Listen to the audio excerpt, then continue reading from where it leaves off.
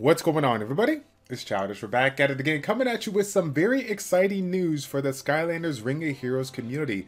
If you guys did not hear, we have a new patch 1.0.7 that's going to be right around the corner, and I've taken a look at it, and oh my goodness, it truthfully is the best update ComDoS and Activision have dropped thus far. So without further ado, let's get right into it here. So if you guys didn't get a chance to check out their social media, they recently put out an announcement about 2 days ago talking about the two new Skylanders that are going to be joining our squads. We have Blastermind, which is going to be a Nat 5 Skylander. Then we have Nightfall, which is going to be a free-to-play Skylander that is Nat 4. Now, Nightfall is going to be opened in a new episode dungeon called basically the story of Nightfall. So this is going to be opening really, really soon. It's going to be available till April 11th. All right, so we're going to have ample time to go ahead and farm it. And it looks like this is going to be a limited dungeon. So if you guys are from the Summoners Roh community, this kind of reminds me of the Hall of Heroes kind of feel when it comes to Nat 4 units. This one here for Nightfall, when people took a look at it, they really feel like he's going to be pretty strong for PvP. I'm looking to play around with it, but honestly, it's a free-to-play unit. It really doesn't matter if it's PvP or PvE to me. Any free-to-play unit is a good unit, right? So get excited for that, because that's going to be coming around right around the corner. Now, the next thing on the list is going to be the one thing that the community has been asking for on the top of their list as far as the feedback to provide to ComDoS, and we honestly, guys, we literally got exactly what we wanted. So as you guys can see right here, the energy is on sale. As per our previous notice on energy, we have started a 50% discount on energy available in the shop, which will continue until further notice. So literally, guys, the cost to refill your energy is going to be cut in half, which honestly is the perfect amount for us to continue the game without too much worry here. So for those that have maybe jumped into the game, welcome to the Skylanders Ring of Heroes community.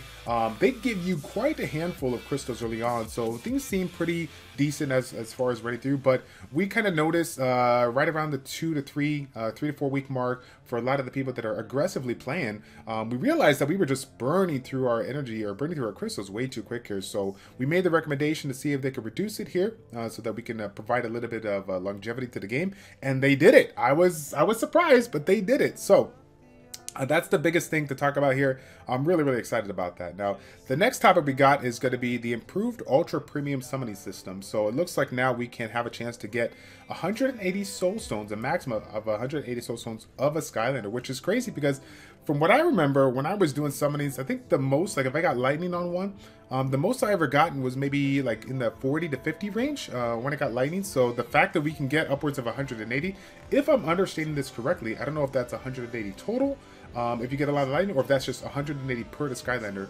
I mean, either way, more Soulstones the better. So I'm definitely gonna take this one. I'm excited for it. Now, the next one here, the skill adjustments on the 4-star and 5-star Skylanders. So they improved leader skills of the various 4-star, 5-star Skylanders, which of course is good. And we're gonna be seeing here, we got some skill adjustments as well. Now, a lot of us have been incorporating a lot of the 1 to 2 star, 2 to 3 star units, especially the free-to-play units, to kind of work with regards to progression. But some of these natural 4 stars and 5 stars were looking really strong early on in the game, but you know, maybe their stats weren't, their base stats weren't really looking all too good in comparison to their lower grade counterparts. So early on, a couple weeks ago, they made a change improving some of the base stats, and now they took a look at the leader skills and made some adjustments here, which I'm pretty excited about because if you haven't taken a look at the leader skills, like the other abilities, they basically are going to require skill ups in order to improve it. So now that they made some improvements on those leader skill, giving us a little bit more value at the start, I think it's going to be really, really good. So now let's go ahead and take a look at the units that we got going on. And as we did from the previous video, if you guys see my monster balance patch video last time, we're going to pull up the individual units so that you guys can check it out on chompy.app. And again, if you haven't checked that out, a really, really good resource for everything and anything when it comes to Skylanders Ring of Heroes. If you haven't checked it out already, I will leave a link in the description down below so you can go ahead and check this out alongside with me. Okay, so first one up here, High Volt has some changes to alert status or full alert status. So this must be the skill that can be awakened, since it has 2 different names here. So mana consumption will be decreased from 4 to 3 and focus aggro will be added. So let's take a look at it here. So focus, let's see, alert status, it is 4 mana. Okay, so focus aggro to protect allies for 1 turn. Also gains defend up for 3 turns to all allies. So obviously a really, really nice ability when we're talking about a nice tank for the tech element. Now, again, the improvements on this one, we got the reduction, yeah, mana from 4 to 3, which is kind of nice because I feel like there's quite a handful of tanks out there that have different types of mechanics or abilities that revolve around the tanking that are right around that 3 mana range. So the next one we got is Food Fight. It looks like his Awaken ability is going to make some changes. It revised to a cast a target twice instead of once, so making it a multi-hit. Again, if you guys haven't checked this one out, the tomato launcher, or bouncy tomato launcher here, this targeting ability is really, really unique. This unit is just, I just like it.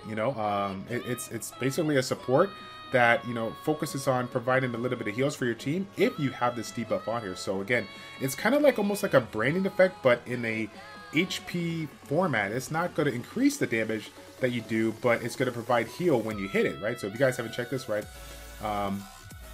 this is, yeah, all the allies, the leader skill, all allies are healed when attacking the enemy with the target. So that's obviously really, really nice. And then, of course, his other skills, Zucchini Blast, it's going to be able to extend the effect for it if you hit that target with this second ability here. So again, not too bad. Mana costs overall look pretty good. And again, obviously, if you want to take full advantage of this to get the heal bonus, we're going to have to use this on the leader skill. So kind of keep that in mind if you decide to use this one. Now, let's see. We actually have, I would want to point out that we have one of our guildies in the Epic Fail community that is recently 6-starred this one. So they're going to be testing it out. I'll check with them and see if they want to do a showcase so you guys can get a feel for how this unit works when it's fully maxed out. Now, next one we got here is Crusher. So this one, I know I have the Skylander, but I haven't built it here. Ground Grinder attacks cooldown time will be decreased from 18 seconds to 50 seconds, which of course is going to be, we'll take any kind of reduction on it, an improvement.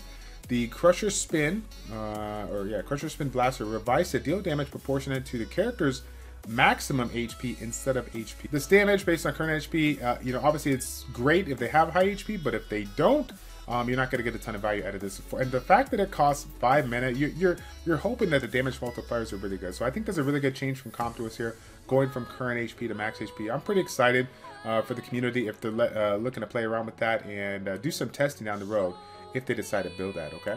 Now, next one we got going on, Sprocket. Wrench Rack change mana consumption from decreases from 3 to 2. So this is not, actually, this is pretty neat. And I took a look at this unit. I haven't built it, but I'm actually excited to build this one down the road. If you haven't checked this one out, the Tech family has this really unique mechanic called Parts. It looks like it's a debuff that increases the duration of effects when inflicted with harmful effects. So, I mean, it seems to be like it's going to extend the life of those debuffs that you use. So if you're incorporating this in some of those hard PvE stages where you have to, you want to keep the boss, debuff, consistently, this will be able to do it, right? Because this is not like a turn-based RPG, right, where you are just cycling your turns and after 3 turns it's over, right? This is basically cycle through every single turn that goes between you and the opponent. So being able to extend that to keep those debuffs alive with this ability is going to be really nice. And for this second skill here, I mean, this kind of just screams like boss fight, right? Or any unit that has any kind of charging ability. But I think boss fights, because they do have, there's quite a handful of bosses that have charged abilities. It is a higher mana cost for 4 mana with 7 skill cooldown, but at least it's relatively quick to cast. And if you have the mana saved, you're going to be manual in it, right? You're going to save this ability to disrupt them. You only use it when you can disrupt this ability here. So really, really nice. I like it. I'm pretty excited. And again, if you decide, oh no, this is a passive here. Heals the ally when attacking an enemy who's been turned into parts. So again, just a really overall good support-based unit. Even though it has an improvement of the effect resistance for 20% in the arena when it's maxed out, I honestly see a little bit more value in PvE. Maybe down the road when we get into real-time arena and start like, picking and choosing who we attack, if people are incorporating a lot more units with charge abilities, which makes sense, right? Because it's a mana efficient ability, with regards to your team. So yeah, we'll have to see how that goes. Next one up, we got Pop Fizz. So the first ability here improves the potion lob, revised to cast defense down for 2 turns when landing a critical hit instead of gaining a cooldown time reduction of 2 seconds here. Let's take a look at this ability here. Improved Potion Lob. Okay, so if you guys haven't checked this one out, 80% chance to gain Mystery for 2 turns. And again, like I said before, instead of the decrease in the skill cooldown times by 2 seconds, we now have this change right here to provide the defense break for 2 turns. So I like that. I like incorporating more defense break in this game. Honestly, if you guys haven't checked this out, this ability, I think it's really, really cool. So decreases the duration of effects when inflicted with harmful effects here. So basically, whatever abilities of people that are going to be casted on you, the counter essentially is going to be reduced by 1, and I think it's really good because if you think about it, if they have some debuff or something that they put on us that has a 1-turn ability, does that essentially mean that it goes away or it can't be casted? I don't know. It's a really nice. I like this type of buff. I think it's going to be pretty unique. I haven't tested it out, but if you guys have, please feel free to leave some comments in the comment section down below, because I'm curious to know if something like a Kaboom provides a 1-turn attack break on 2 of our units here.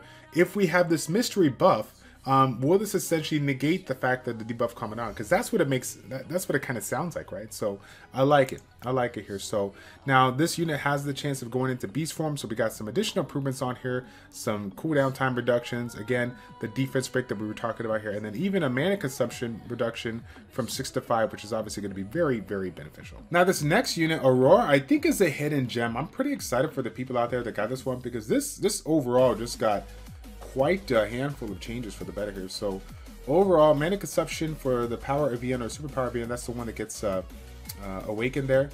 Initially, it goes from 3 to 2 and has a reduction of cooldown time, but this actually will change from 3 to 0. So if you guys haven't checked this one out here, super power of Ion, this one's going to go down to 0 cooldown. So again, this kind of reminds me of one of my Nat 5s, Ambush, who actually has 0 mana cost abilities.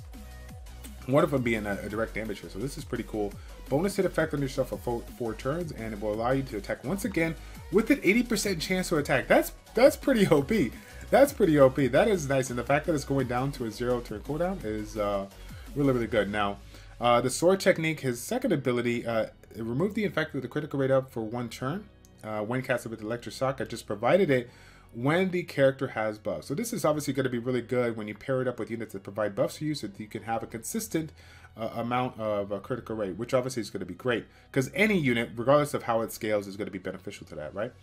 Double sword attack, decrease the mana consumption, which is good. I feel like 6 is quite a handful for those abilities to start now, since we only have a 10 mana pool, right? And this would also revise to decrease the buff count of the attack enemy instead, with the enemy with the highest defense. So I guess if you're on auto, this is going to focus it down. Or I'm curious, if you cast this ability, is it going to allow you to do one, focus something out, or is it going to automatically go towards the unit with the highest defense? This is interesting. We're going to have to test this out manually down the road and see what goes on. And then in addition to that, it also added an effect to decrease the buff count of the enemy, which is obviously going to be really good. Some of these abilities that are coming around, they got 2, 3, and then if they proc that critical rate animation, which is something we'll talk about in the future video, they can increase that rate, increase that beneficial effect count by 1. So we'll take any reduction on that. That's going to be pretty nice here. Now, next unit that we got going on here is Nightlight. So again, this is another rare unit. A lot of people don't have it, but we'll talk about it here real quick. Prismatic Pounce, revised to heal the ally with the lowest HP whenever using a skill, instead of having 2 buffs. So I don't really think we need to look at that. I mean, just overall, that's just going to make it a little bit easier for us. I think that with regards to some of our units that we got early on, like the Hot Dog or the Enigma, when it comes to healing, or when it comes to providing the attack buff, or the, I just think it makes sense. It just improves the overall AI of the unit, providing the heal to the ally with the lowest HP, which I'm definitely a big fan of that here. So it looks like this light up ability reduced the mana count, which obviously is really good here. And then let's take a look at this HP regen. Nightlight, remove the effect of the granting the HP regen when the character is defeated, and remove the increases of times granted the enemy HP regen to the ally when the skill is leveled up here. Okay. So they revised it though to HP regen an ally where the character has 20% HP or lower and is attacked. So again, another conditional skill, a conditional heal skill ability that's going to keep your units alive. And then when the skill is leveled up by 1, the standard of HP based on which the skill activates by 5%. the standard of HP base on which the skill activates increases by 5. Okay, I see you. So the standard decreases for 20 to 30%. Okay, so that's going to scale better over time. I like it. Let's see. So Tri-Tip, this is actually a fun unit that I think a couple of people that I know from the community, some of the influencers did pull this one as the first Nat 5. So I'm hoping that they get to showcase this one as well. Mace Slash, it looks like their awakening ability just revised to increase the damage by 10%. Any improvement of the damage is obviously going to be beneficial. Dino Rock, revised to grant attack up to the ally when the ally is under attack and has 40% HP or lower instead of 30% HP or lower. So again, this is just going to be able to get us one a little bit quicker, which is great because some of these units can do some serious damage and literally take us out in 1 to 2 shots here. So getting a chance to combat that by providing the attack up real quick, like a reactive ability, especially if that unit's getting ready to attack right after the other unit does some damage here, that could be really nice, right? The HP condition increases by 10% whenever this is skilled up. So the range of HP condition increases from 30 to 50% range to 40 to 60%. So okay. Now again, I'm looking to get some feedback on the community. Have they tested this out? And if so, let me know what your feedback is on this one. Now, Mr. Cat, this is actually one that is free to play. This is one that you can get in the arena shop if you guys haven't checked this one out. I actually have 37 out of 50 pieces. I was thinking about doing it, but I was spending my resources on the Omni Gems earlier on, and I didn't have too many after that here. But I took a look at it overall, and it looks pretty good. I mean, all the improvements are really nice. The added effect of casting Evasion Down is really good, and I think Evasion Down is going to be really important as we move into the later stages of the game here. The evasion mechanic overall kind of reminds me of the Glancing ability, so any opportunity to reduce the amount of damage that we take is going to be good, and the fact that we can reduce the chances of the opponent evading our attack is just going to make it a little bit easier for us to do the damage that we're trying to do. Possum Painter removes the effect of regaining mana by 2 turns when attacking an enemy of attack type, and revises the regained mana by 50% chance instead of 1. So okay, I like that. And let's see, and they added the effect of casting Evasion Down to the enemy attack for 2 turns. Okay, so I think this is the same ability. This is just the awakened form, right? And then I like this change right here. Cast Familiar, remove the condition of Hattie's attack of removing buff, which I think is good. You kind of want to focus on a unit that you want to be able to have that chance to focus on whatever unit as far as removing buffs here, right? Paw Print. This is quite a reduction of ability. Let's take a look at this skill right here. Paw Print.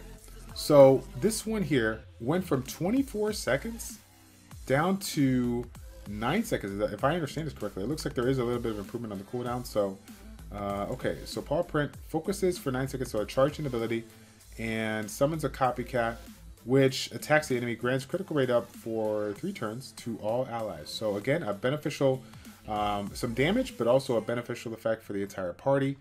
24 seconds down to 9 seconds, which again, I mean, it is technically a charging ability, right? So I guess now you're just going to be able to cast it a little bit more frequently, and then again, you're going to get a little bit of bonus on this as well. So the Feline's Mutual revised to gain stealth for 1 turn at a 70% chance when the character lands a critical hit. So again, this is going to combo nice with our ability to provide critical rate. And then adjusted the increase in standards for activating the effect of the skill here. So maximum value is 100%, which remains the same here. So overall, for the first 10 units here, this is pretty good. Now the last one, Astra Buster, just got a small change here.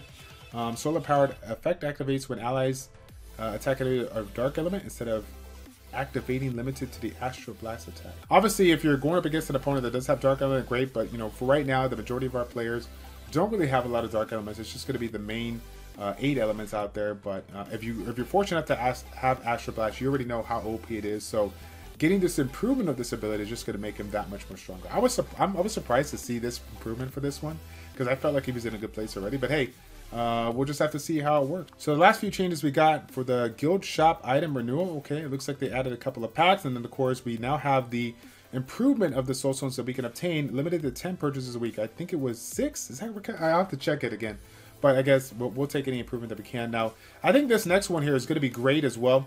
Increase the gold for selling runes. This is something that we were taking a look at. A lot of people focused on, getting the shards, and rightfully so, because not only can we level up our Skylanders, but also we can get a fair amount of gold. And now, when we start transitioning to farming for runes, we're going to get a little bit more value out of it when we sell those. And then, of course, in addition to that, they improved the chances of us getting those 5-star runes for the 6th floor of Wailing and then the 7th floor of Beast Lavender, which is really, really nice because that's a big focus for the community, getting that 7th floor clear so that we can start getting ourselves, you know, more frequent 5 to 6-star ones here. So some increases to gold of the adventure. We got some improvement of the gold attainable in the Cave of Gold, which I think is great because it's a limited dungeon. It's not like we're going to be able to get quite a bit. And then they changed the reward for the weekly mission from the normal ticket to 300 gems, which of course we really can't get mad. 300 gems. I think the value of that versus a normal ticket, which is 100 gems. I mean, that's from 100 to 300 gems basically is what's going to go on. And now you can use the gems however you see fit. So I like that change. So change the reward from completing weekly missions from 7 times to 200. This is nice. That is a really good change here. So again, literally going from a 250 gem value to 800 gems, right? Ultra premium ticket, that's how much it costs. So a couple more fragments for you guys. And so we got a couple of changes for the Mirage Shower. I don't know if I can pull this up right now. Let me take a look here. So yeah, all right. So we got a couple of changes here to get ourselves some better swap scrolls. And okay, I like it.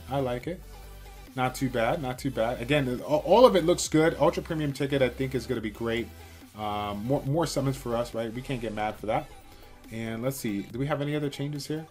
Some new packs. Yeah, you guys kind of, you know, put it in perspective. You kind of knew that there was going to be some limited packs for these units. So again, if you are not too lucky on time and you do spend money in the game, you will have the chance to get yourself these Blastermind and Nightfall packs. I think this was kind of expected, but for those of you guys that are free to play, it looks like we're going to have a decent amount of times to get it done. So outside of that though, the bug fixes and other changes, they're going to be minor changes that we're looking to improve. Nothing that the community was maybe have touched on, but it's not like super big changes. So I'm going to go ahead and give you guys a chance to read this one out, and we'll stop the video right there. Once again, folks, by far the best update we've reached thus far. And for anybody from the CompToUs family or Activision family that's watching this video, thank you. All I can say is thank you. I mean, this without question. We've just had a lot of positive changes over the past 28 days, and I just can't thank you guys enough for all the changes you made thus far. You guys are really looking to make the jump in 2019 to make this one of the best new RPGs out there, and I think the direction you're going is outstanding, okay? That's going to be it, guys. Thank you all so much for tuning in. It's your boy ChildishPlays checking out. Take care, and we will see you all in the next one. I'm out.